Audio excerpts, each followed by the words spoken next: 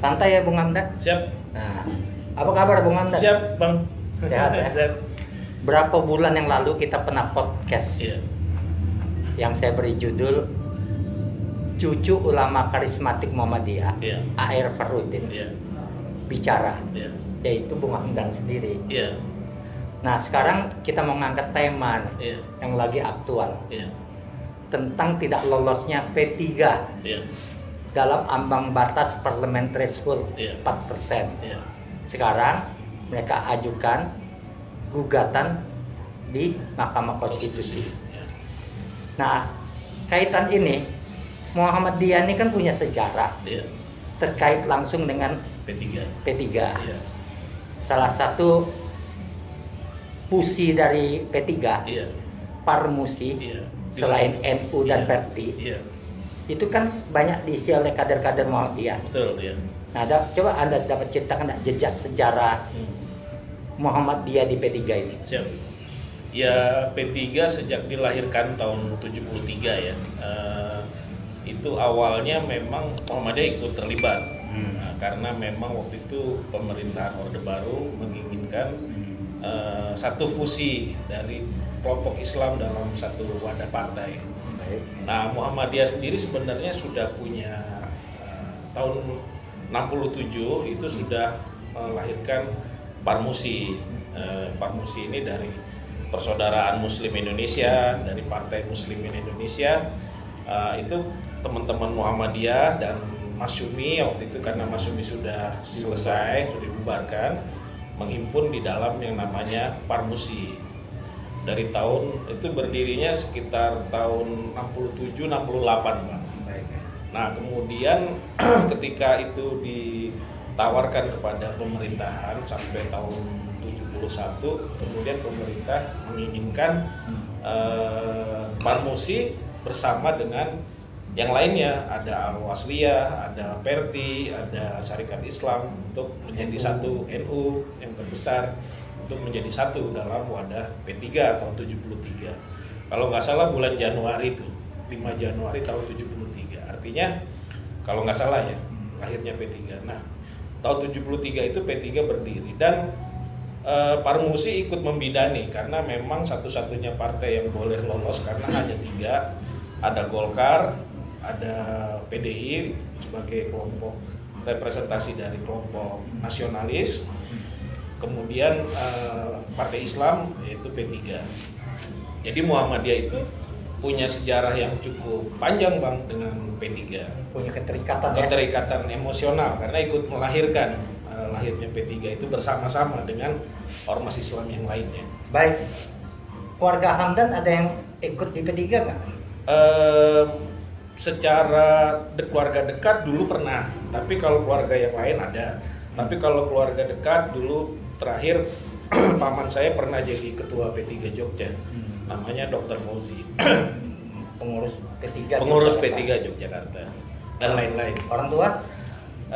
Orang tua saya memang ayah saya itu termasuk pendiri Partai P3, karena waktu itu Ketua Umum Pemuda Muhammadiyah sekitar tahun itu.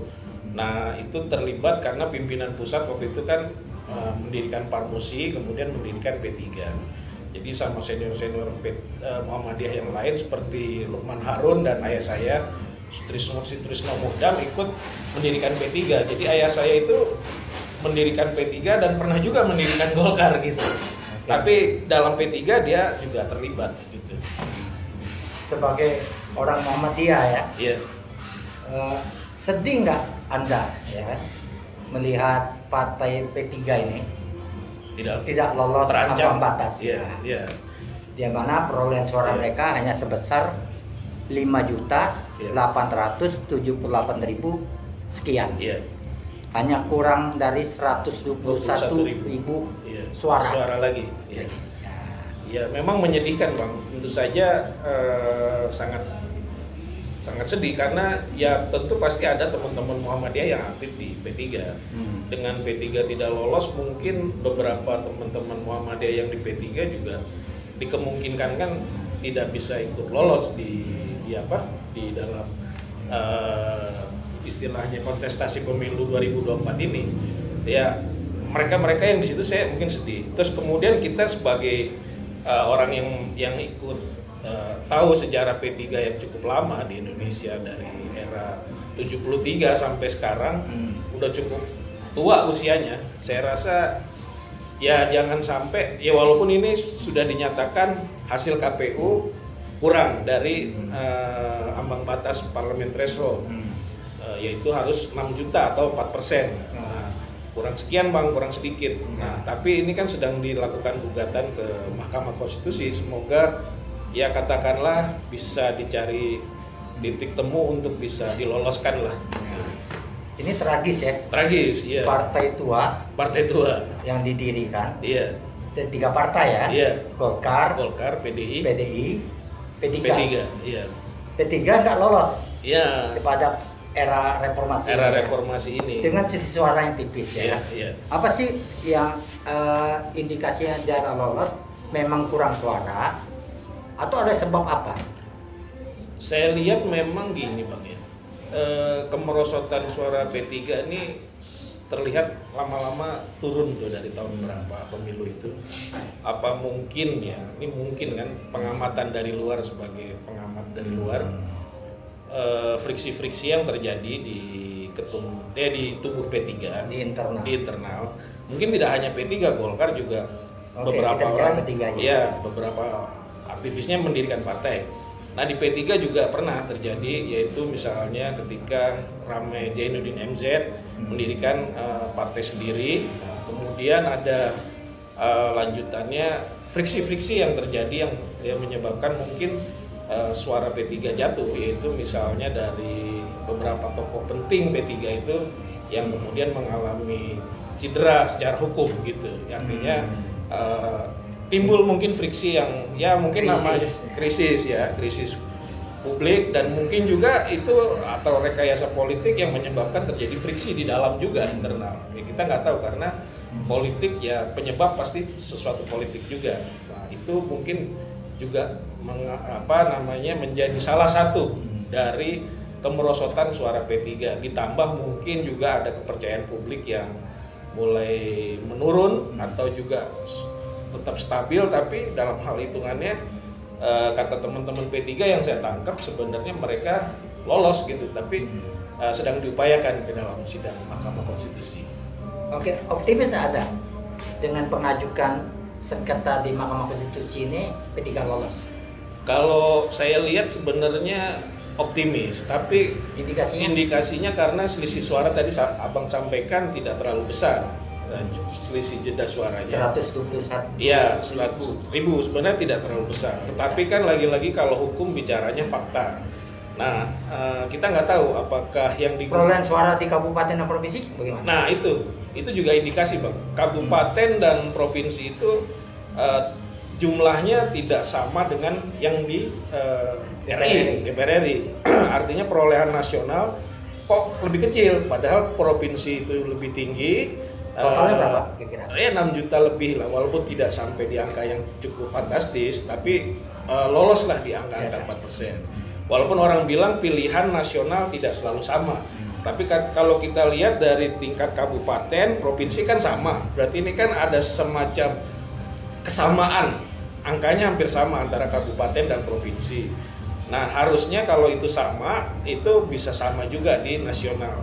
Anggaplah misalnya teman-teman di daerah tidak mencoblos nasional, tapi kok jumlahnya di kabupaten dan provinsi ini hampir sama, berarti kan ini sebenarnya captive yang sama, tapi kok bisa merosot di nasional. Ini apa terjadi salah hitung atau bagaimana? Gak linear deh. Gak linear gitu, walaupun itu tidak menjadi ukuran penuh, tapi kita kalau mengambil asumsi, kalau namanya statistik kan asumsinya bisa dihitung dari bawah ke atas tuh bang, maksudnya kecuali beda-bedanya antara kabupaten dan provinsi ini memang jauh-jauh, tapi ternyata tidak terlalu jauh, berarti kan kabupaten dan provinsi mendekati, tetapi di nasionalnya kok sangat jauh gitu, maksudnya kurang 200 tadi.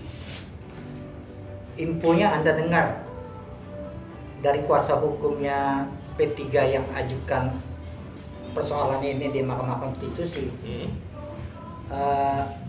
Apa kira-kira yang mereka ajukan? Kalau saya mungkin Salah satunya mungkin apa? ya kecurangan. ada beberapa kawan saya. Mungkin kalau fix sebagai lawyer dari P3-nya saya kurang tahu persis ya kan. Tapi kalau dari teman-teman P3 yang saya kenal, Ya, infonya beberapa provinsi yang diajukan, ada jumlah cukup banyak jumlah provinsi sebarannya, hampir 20 provinsi kalau nggak salah, dari Aceh sampai Papua ya. Suara P3 banyak hilang. Banyak hilang. Sebenarnya kalau dari penyebaran yang diajukan gugatan jumlah provinsi itu bisa lah sampai di angka segitu. 121 Iya, di atasnya. Iya, di atasnya. Semisal saya di Jogja itu juga dimungkinkan terjadi perbedaan angka, karena tadi provinsi kabupatennya segini kok nasionalnya drop jauh gitu. Nah, itu yang istilahnya kok tidak sama. Mungkin kalau pilpresnya berbeda bisa, tapi kok partainya nggak sama gitu. Misalnya PDIP, katakanlah bukan nyinggung partai lain ya, PDIP suaranya stabil, walaupun Ganjar Mahfudnya katakanlah tidak menang gitu ya. Ganjar Mahfudnya tidak menang, itu kan lain, itu pilihan pilpres. Tapi suara PDIP-nya stabil Bang di nasional, provinsi dan kabupaten. Tapi di P3 nasionalnya merosot, provinsi dan kabupatennya sangat tinggi gitu. Melebihi dari ambang batas. Lebih dari yang parlemen threshold harusnya tercapai menurut saya gitu. Nah, closing statement dari Anda menjelang nanti putusan MK Mahkamah ini ya. Konstitusi. Ya, namanya putusan hukum, kita harus bisa menerima hasil apapun ya kan. Walaupun kalau saya sebenarnya sebagai pengamat ya, dalam hal ini yang keluarga besar Muhammadiyah tentu sedih tadi P3 bisa tidak lolos. Tentu hasilnya kita pengen dia bisa tetap terlibat sebagai partai yang lolos di threshold ini Bang. Harapan kita, tetapi kita harus bisa menerima putusan hukum. Walaupun itu ya sedih kalau hasilnya kurang bagus. Mungkin harapannya sebelum terjadi putusan, teman-teman P3 dari Aceh sampai Papua bisa melakukan misalnya doa bersama di kantor-kantornya, istighosah atau apapun ya kan. Muhammadiyah pakai apa? Kalau Muhammadiyah mungkin ya kunut dan lain-lain ya kan. Itu NU.